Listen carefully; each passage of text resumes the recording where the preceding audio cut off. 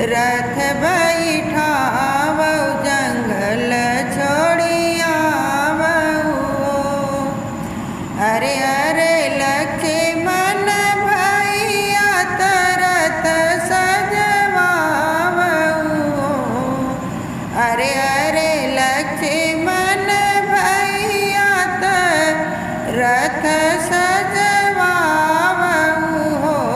भैया सीता का रथ बैठावौ जंगल छोड़ियावौ। भैया सीता का रथ बैठावौ जंगल छोड़ियावौ। थर थर काँपे लक्ष्मण भैया राम से अरज करे हो। थर थर काँपे लक्ष्मण भैया राम से अरज करे हो। भैया कवन कसूर भाभी की नीत हमसे बतावौ। भैया कवन कसूर भाभी की नीत हमसे बतावौ। अरे अरे लक्ष्मण भैया विपतिया के नायक हो।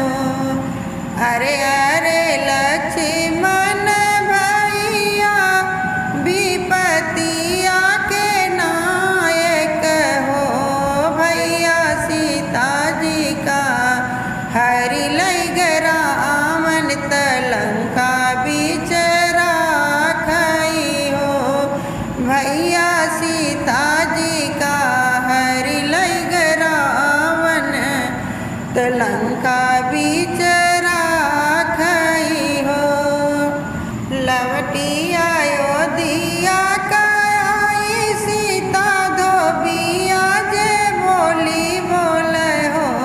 भैया धोबिया के बोली लागे बाण कर जवा हमरे सालई हो। भैया धोबिया के बोली लागे बाण कर जवा हमरे सालई हो। तू ही मोरे भैया से भैया तू ही ने श्री साहेब हो। भैया पनवा की नाही भाभी पातर कुसुम रंग सुंदर हो। भाभी पनवा की नाही भाभी पातर कुसुम रंग सुंदर हो। भैया तीसरनी भाभी गर्भ से जंगल कैसे छोड़ब हो। भैया तीसरनी भाभी गर्भ से जंगल कैसे छोड़ब हो। इतनी वचन सुनी राम लखन के समझावई हो। भैया विधि न जे लिखे हैं लीलार मीटे से नहीं मिटी है हो। भैया विधि न जे लिखे हैं लीलार मीटे से नहीं मिटी है हो। भैया सीता जी तो जई है बनवास लिखल उनके भागिया में हो।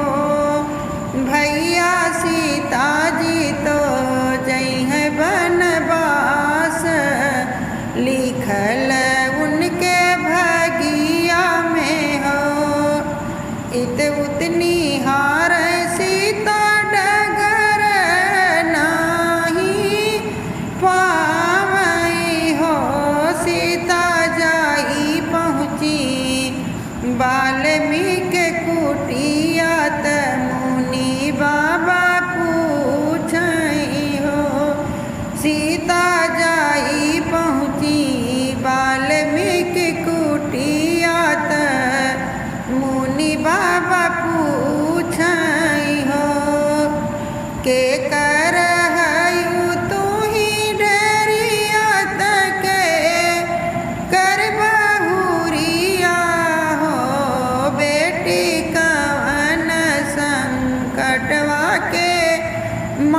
मारी त बन बीच रोई हो।